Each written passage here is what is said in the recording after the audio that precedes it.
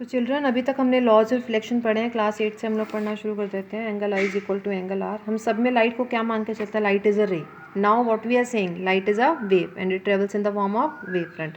अब wave front के principle से, हाइगन प्रिंसिपल से we are going to prove the laws of reflection. Angle i is equal to angle r. Now see how to make a diagram.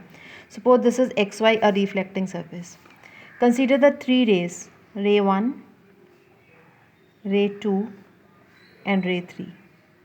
1, 2 and 3. ना आपके पास रे हैं तो आप वेव फ्रंट ड्रॉ कर सकते हो। क्या आता है रे और वेव फ्रंट में? 90 डिग्री। आप इसके 90 डिग्री एक प्लेन सरफेस ड्रॉ कर देते हो। ये 90 डिग्री है, ठीक है। This is a incident wave front. Now this is A, D, B is incident wave front. Now after time T what will happen?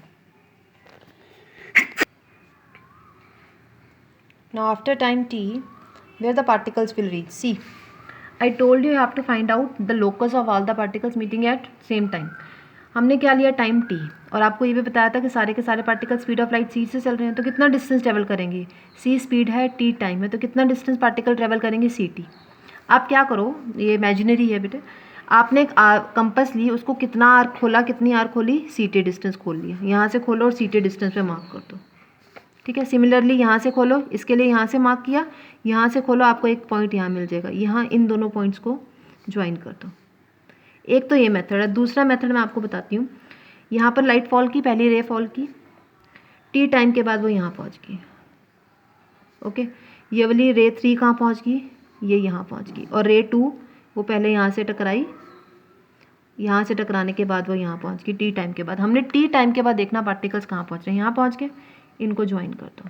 एक तो आपको आर्क वाला मेथड बताया, वो भी आप यूज़ कर सकते हो। है तो थ्योरेटिकल, क्योंकि आप ct का आर्क तो नहीं खोल सकते, टोटली आपके पास थ्योरेटिकल है, ये आपको ज्यूम करना है, ठीक है। तो टी टाइम के बाद ये सारे पार्टिकल्स यहाँ पहुँच गए। Now see here I have drawn the diagram, mark them, this is A B C and D, ठीक है। अब देखो, आपने दो ट्रायंगल लेना है, triangle A B C and A D C. See them, ये एक ट्रायंगल लिया आपने, A B C A D C, A C common है दोनों में। What is this angle? आपको पहले बताया था, ये एंगल कितना बनाता है यहाँ पर? 90 डिग्री। सिमिलरली ये भी रे आपके पास कितना एंगल बनाएगी वेव फ्रंट पे? 90 डिग्री। तो ये दोनों क्या हो गए? 90 डिग्री हो गए। एंड अभी आपको बताया था मैंने, कितना डिस्टेंस ट्रेवल करती है? स्पीड सेम है, टाइम आपने सेम लेना। तो ए से लेकर डी तक डिस्टेंस कितना होगा? C into t, speed of light multiply by time. And similarly B to C भी कितना डिस्टेंस होगा? C into t. तो कॉमन आ गया ये, sorry this is common c T.